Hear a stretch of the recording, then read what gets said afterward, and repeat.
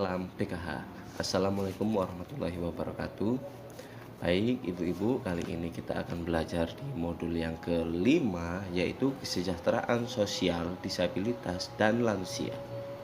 Yaitu langkah yang ketiga, hak-hak penyandang disabilitas. Baik ibu-ibu, kita langsung saja memulai langkah ini. Sebelumnya, kita akan melakukan sebuah permainan di mana di dalam permainan itu kita akan bermain perbedaan dan persamaan. Nanti saya akan membagi selembar kertas dan pulpen kepada ibu-ibu yang hadir semua di sini.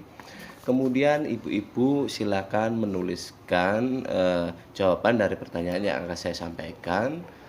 Langsung saja ya ibu-ibu, pertanyaannya yaitu sebutkan makanan kesukaan dari ibu-ibu. Tolong dijawab di kertas lembar itu, nanti akan saya tanya satu persatu ya ibu-ibu ya. Setelah itu saya akan mengambil jawaban ibu-ibu yang sudah dituliskan pada selembar kertas tersebut. Dan setelah saya lihat hasilnya, di sini terbagi menjadi 3 makanan kesukaan dari ibu-ibu yang hadir pada hari ini. Di sini saya melihat banyak ibu-ibu yang hobi makan bakso, itu yang pertama. Yang kedua itu hobinya makan ayam bakar. Dan yang terakhir, yang ketiga, yaitu sukanya makan tempe goreng. Baik, untuk yang kesukaannya itu yang pertama, ayam itu berada di tengah-tengah atau di hadapan saya. Yang hobinya tempe goreng itu di sebelah kiri saya. Dan yang hobinya makan bakso itu berada di sebelah kanan. Untuk ibu-ibu yang jawabannya sama, yang hobi atau kesukaannya sama, silakan berkumpul. Bakso di sebelah kanan saya, untuk ayam bakar itu di depan saya, dan yang hobinya makan tempe goreng itu berada di sebelah kiri saya.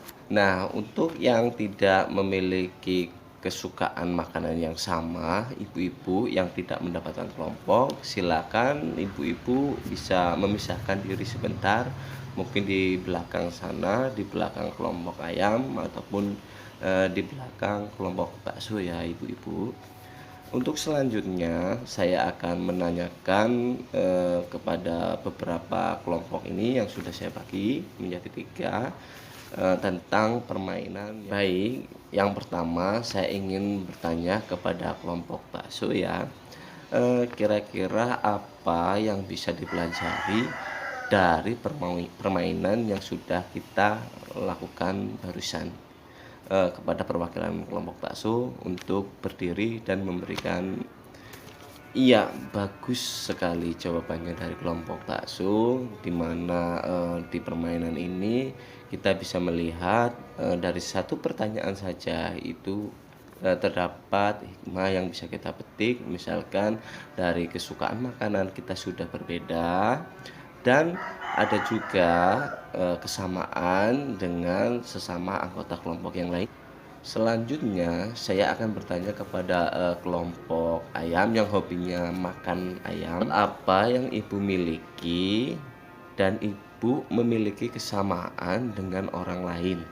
Coba perwakilannya dari kelompok yang hobinya makan ayam, kesamaannya kira-kira apa saja dari permainan yang tadi? Silakan berdiri. Iya, iya, ternyata bagus sekali jawabannya kepada ibu-ibu dari kelompok yang di depan saya. Di situ kita memiliki kesamaan, misalnya dari hobi atau kesukaan kita terhadap suatu makanan. Bisa juga terhadap suatu hal yang lainnya yang kebetulan atau mungkin memiliki sama. Misalkan dalam hobi, yang hobinya memasak, hobinya membuat kue, atau hobinya itu jalan-jalan, tentu itu kita akan memiliki kesamaan dengan orang lain, dengan orang yang ada di sekitar kita. Selanjutnya kepada kelompok yang di sebelah kiri saya ya, yang hobinya makan tempe goreng ya. Kira-kira eee, hal apa yang ibu-ibu, berbeda atau ibu-ibu miliki dengan orang lain? Silakan untuk, menjawab. Iya, bagus sekali jawabannya. Kita tentu saja memiliki perbedaan, bukan hanya dari soal kesukaan makanan, tetapi tadi untuk hobi juga kita banyak yang berbeda, karena seperti warna pelangi itu juga berbeda-beda, tapi memiliki keindahan jikalau mereka itu bersatu. Nah, satu lagi pertanyaan, kira-kira, nah ini Bu ya, kalau yang di semua dunia ini sama, kira-kira bagaimana? Iya, tentunya tidak akan memiliki keberagaman yang bagus ya. Jadi, penyandang disabilitas merupakan bentuk keberagaman manusia. Penyandang disabilitas juga memiliki hak yang sama dengan warga negara yang lainnya. Artinya, Tuhan itu sudah menciptakan manusia yang berbeda-beda. Tentu kita tidak boleh membedakan-bedakan antara manusia yang satu dengan yang lain, karena semua itu merupakan sudah keberagaman, baik manusia yang normal maupun manusia yang disabil. Coba kalau dunia ini semisal kita balik, di mana orang-orang yang normal itu lebih sedikit atau minoritas, dan orang yang disabilitas itu lebih banyak, kira-kira itu akan seperti apa? Tentunya orang-orang yang tadi mayoritas, jika dunia ini dibalik, disabilitasnya itu lebih banyak, tentu mereka akan menuntut hak-hak yang lebih karena merasa mereka itu kelompok yang mayoritas.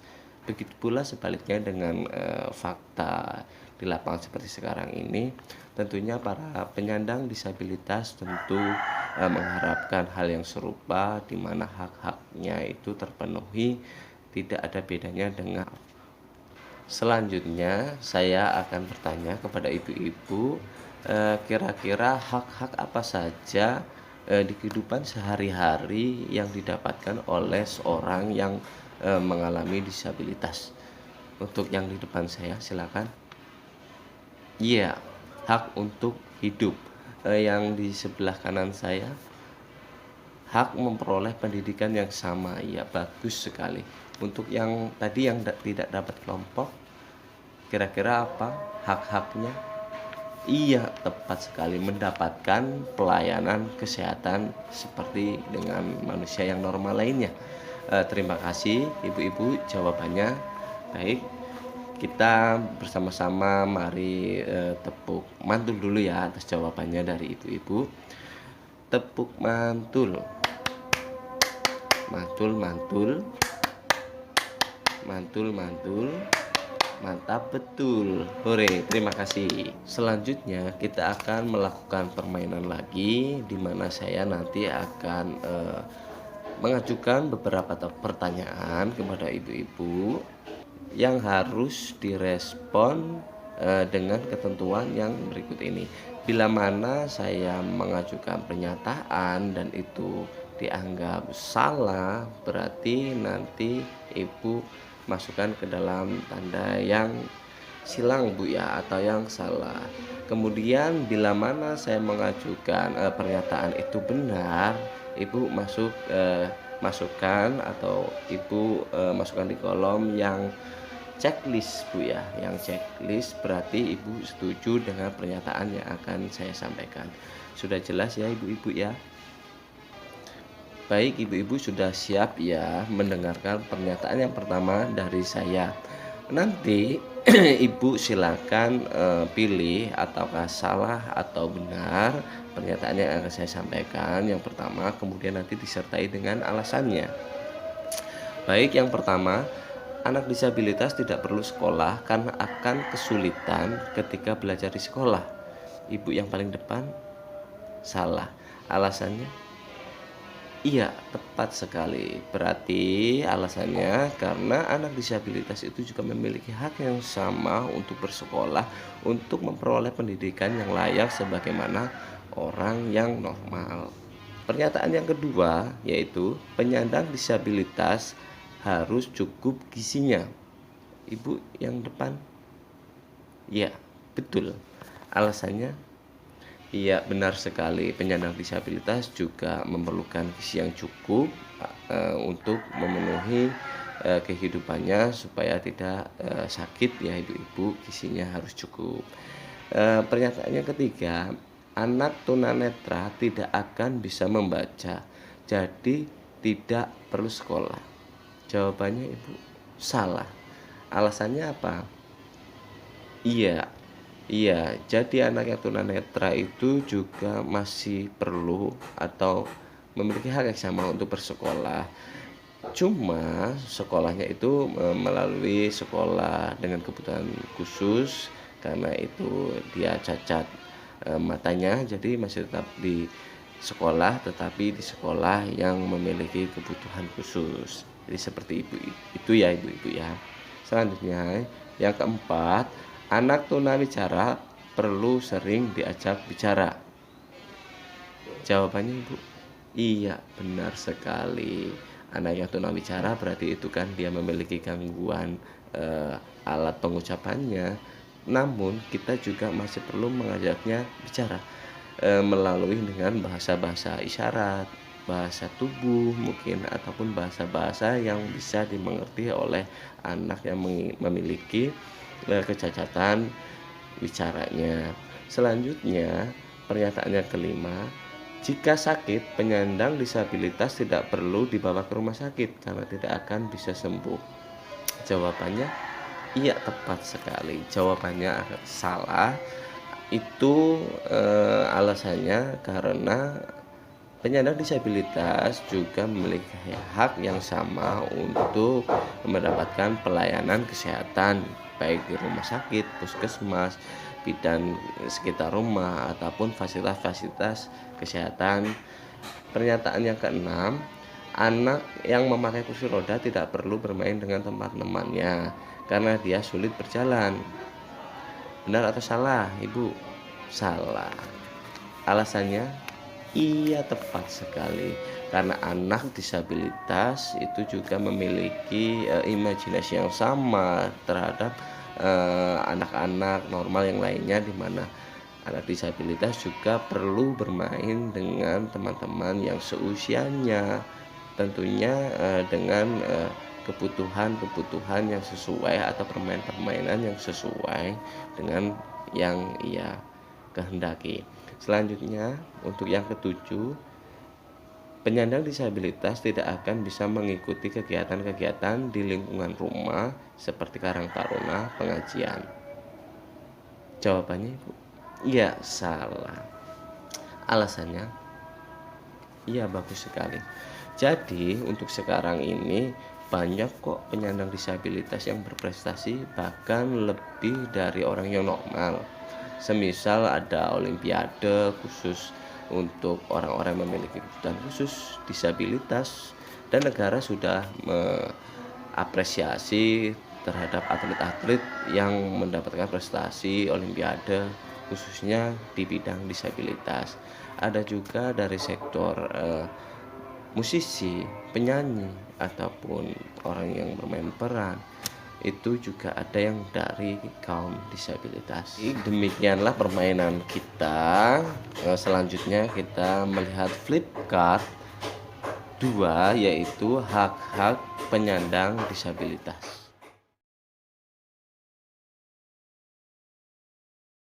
Di sini kita akan lihat hak-hak yang didapatkan dari seorang penyandang disabilitas. Yang pertama itu hak untuk hidup. Iya benar sekali, karena kita hidup berdampingan, jadi kaum disabilitas juga memiliki hak sama untuk hidup. Yang kedua itu bebas dari cercaan, atau yang sekarang itu bebas dari bullying. Selanjutnya itu mendapatkan perlindungan. Selanjutnya mendapat bantuan hukum, bersekolah, bekerja, hidup sehat, beribadah, berolahraga, bebas dari kekerasan, tidak dieksploitasi, tidak dikucilkan, diperlakukan sama, dan yang terakhir itu memperoleh keamanan yang baik. Selanjutnya, setelah saya tadi membacakan hak-hak dari penyandang disabilitas, saya akan bertanya kepada ibu-ibu ya. Pertanyaannya yang pertama, apa di sekitar ibu-ibu terdapat penyandang disabilitas? Ada ya. Selanjutnya, bagaimana kondisi mereka? Menyedihkan. Selanjutnya, bagaimana perlakuan keluarga terhadap mereka? Baik ya, ibu-ibu ya. Selanjutnya, bagaimana perlakuan masyarakat terhadap mereka? Tidak ada yang mengucilkan dan tidak ada yang menghina ya. Iya, bagus sekali. Selanjutnya, perlu saya tekankan kembali bahwa penyandang disabilitas juga memiliki hak yang sama dengan warga negara yang lainnya. Jadi negara tidak membedakan warga negaranya itu yang kaum disabilitas maupun kaum yang normal, karena setiap warga negara memiliki hak yang sama di mata negara. Kesimpulannya dari materi ini yaitu disabilitas harus diperlakukan sama, tidak boleh diskriminasi dan dikucilkan oleh kita.